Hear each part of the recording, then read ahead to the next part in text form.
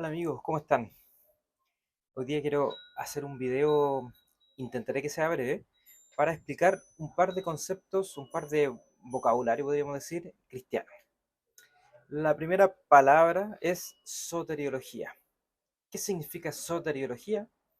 Soteriología es una palabra que tiene que ver con el estudio de las cosas relacionadas a la salvación, el pecado, el hombre, la muerte y la salvación por medio de Jesús.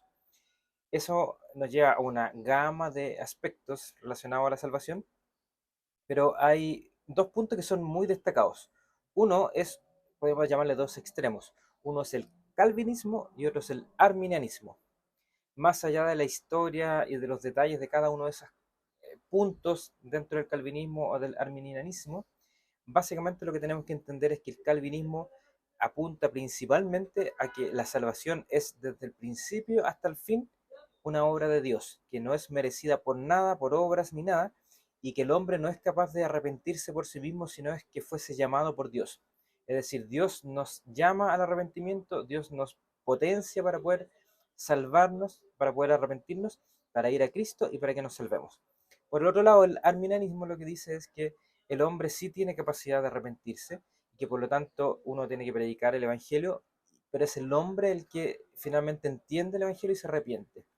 Cada uno de los dos puntos tiene ciertos aspectos, ciertos pasajes para debatir, para argumentar a su favor. Y como digo, en este caso no es entrar en detalles, pero por lo menos para que ustedes conozcan el concepto. Calvinismo y arminianismo tiene que ver con un aspecto soteriológico, de soteriología, que tiene que ver con el estudio de la salvación.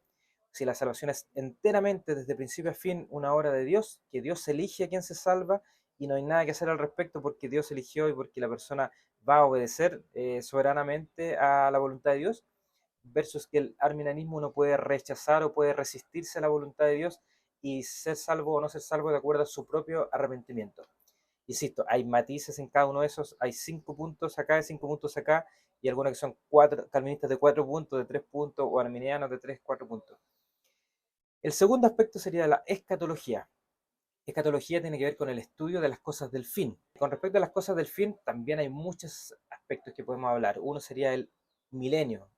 ¿Qué vemos nosotros con respecto a un reino milenial de Cristo hacia el fin del tiempo? Algunos dicen que ese reino milenial es físico, literal, de 1000 años literales, aquí en la Tierra, físicamente, presencialmente. Otros dicen que es un milenio espiritual desde el cielo, en este preciso momento, ahora ya, y que no necesariamente son 1000 años físicos, literales, del 1 hasta el 1000, digamos. Entonces, ahí hay varias posturas.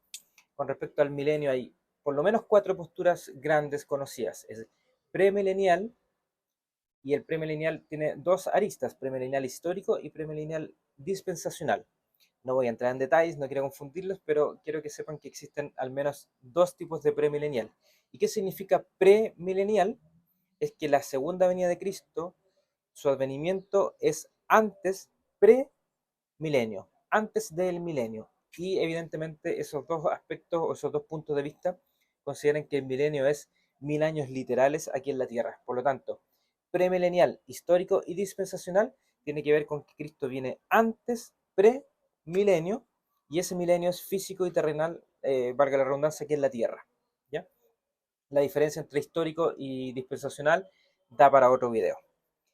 Luego también tenemos dos posturas más. Una es amilenial, que personalmente encuentro que es malo ese nombre porque amilenial significaría como que no hubiese milenio. Sin embargo, la postura amilenial dice que el milenio es ahora, desde la primera, de la primera venida de Cristo y su ascensión hasta la segunda venida de Cristo. Todo ese periodo de la iglesia que le llamamos vendría siendo el reino milenial de Cristo. Como ustedes pueden calcular, ya llevamos más de 2000 o alrededor de 2000 años, por lo tanto, no es de 1000 años literales. Sin embargo, es un reino espiritual, que Cristo está reinando desde el cielo ahora mismo, hasta su segunda venida. Por lo tanto, no creen que la segunda venida es premilenial, sino que vendría siendo postmilenial, después del milenio. Cuando se acaba el milenio es cuando viene Cristo por segunda vez. Y está otra postura que se llama postmilenial, que es exactamente lo mismo, muy similar, que el reino milenial es ahora, no son 1000 años literales, y es espiritual. Y la diferencia entre amilenial y postmilenial es fundamentalmente un aspecto, podríamos decir, de expectativa, más bien, comillas, positiva versus una postura más bien, comillas, negativa. Es decir, el amilenial cree que el reino de Dios se expande, la iglesia crece, sin embargo, en paralelo y al mismo tiempo está creciendo la maldad, está creciendo la opresión a la iglesia, entonces hay como un paralelismo de crecimiento mutuo entre el bien y el mal en paralelo.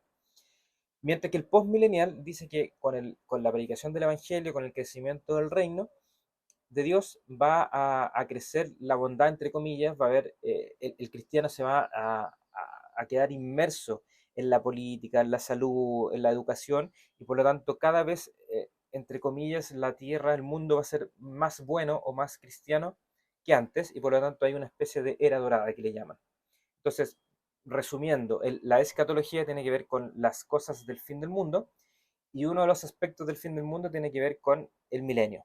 Están los premileniales, dispensacionales e históricos, que creen que Cristo vuelve antes del milenio literal físico en la tierra de 1000 años, y está el amilenial y el postmilenial, que creen que Cristo vuelve después del milenio, que el milenio es ahora, es espiritual, no es de 1000 años literales, y uno tiene un aspecto más bien positivo y otro un poco más negativo. También está el tema del arrebato de la iglesia. Algunos le llaman el rapto de la iglesia. Si somos arrebatados antes o después de una gran tribulación también, que también mezclan ahí con respecto a una tribulación de 7 años. Y si el arrebato de la iglesia sería con respecto a esa gran tribulación aparente de 7 años, sería el arrebato a antes, al medio o después de la gran tribulación, llamada gran tribulación. Si Cristo vuelve pre-tribulacional, mid-tribulacional o post-tribulacional. Ahora, eso asume una gran tribulación de 7 años, aparentemente relacionado a la interpretación de las 70 semanas de Daniel, de una aparente semana que estaría faltando. Sin embargo, hay distintas posturas que no relacionan esos 7 años como gran tribulación antes de la venida de Cristo. Sí, una tribulación fuerte, grande, como siempre ha habido, y más intensamente hacia el final de los tiempos.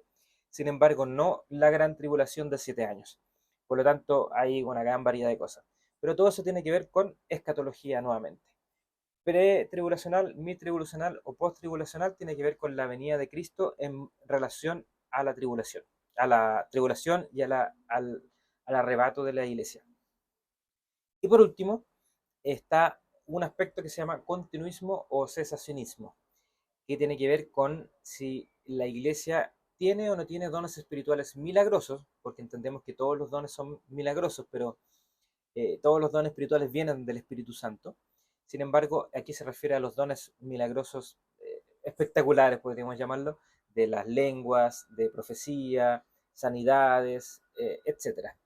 Entonces, si esos dones continúan, no. Hay iglesias y hay personas que creen que no, que esos dones serán específicamente para la iglesia del primer siglo, en particular para los apóstoles, y que eso validaba la escritura en ese momento, validaba a ellos como palabra de Dios, pero una vez conformada la escritura, dicen, el canon, la Biblia, ya no es necesario esos dones. Hay otros, sin embargo, que dicen que sí, los dones son no solo posibles, sino que necesarios porque es la manera en que se expande el Evangelio. Está entonces el continuismo, que dicen que continúan los dones espirituales, y está el cesacionismo, que dicen que cesaron. También se le llama continuacionismo o cesacionismo. Eh, no voy a entrar en detalles en eso, sin embargo, quisiera argumentar que igual hay dos aspectos relacionados al continuismo. Uno es el aspecto pentecostal, de las iglesias pentecostales, que dicen que, al igual que en el Pentecostés, que hubo como un gran derramamiento del Espíritu Santo, que cuando la persona es salva, recibe el Espíritu Santo, sin embargo, no es empoderado del todo hasta una segunda ungimiento del Espíritu Santo, un derramamiento especial. Y en ese momento ellos tienen los dones espirituales. Generalmente está asociado desde el punto de vista de los pentecostales, asociado con las lenguas, que cuando reciben el Espíritu Santo con poder, como un ungimiento segundo, un bautismo del Espíritu Santo, empiezan a hablar en lenguas y pueden tener los demás dones. Y entre comillas, solo entre comillas, esas personas son un poco más ungidas que los salvos sin el bautismo del Espíritu Santo, porque tuvieron justamente una imparsión extra del Espíritu Santo. Sin embargo, hay otro aspecto que es de las iglesias viñas a las que yo pertenezco, que creen en el continuacionismo, o sea, continúan los dones espirituales, pero no por un aspecto de un segundo bautismo del Espíritu Santo, sino que tiene que ver con el aspecto del reino inaugurado. O sea, aspectos del reino venidero vienen e irrumpen hoy en día en la iglesia con milagros, con señales y maravillas, manifestando que el reino de Dios ha venido, está acá, sin embargo, aún está por venir. Y por lo tanto, no son, comillas, superhombres más ungidos, sino que es la iglesia común y corriente, cualquier persona de la iglesia que esté siendo guiado por el Espíritu Santo y teniendo estas manifestaciones del reino venidero hoy, siguiendo los ejemplos de Jesús. Así que eso sería. Espero que este video no haya sido tan extenso, pero ni tan complejo, pero la intención era dar algunos aspectos de ciertas palabras clave que se utilizan en la religiosidad o en el cristianismo y que a veces pueden ser un poco ajenas, pero no es más que esto. Espero que esté muy bien. Si te gusta este video, ponle like. Si quieres que a alguien le pueda servir, alguien pueda querer aprender sobre estos conceptos, compártelo y nos estamos viendo en un próximo video.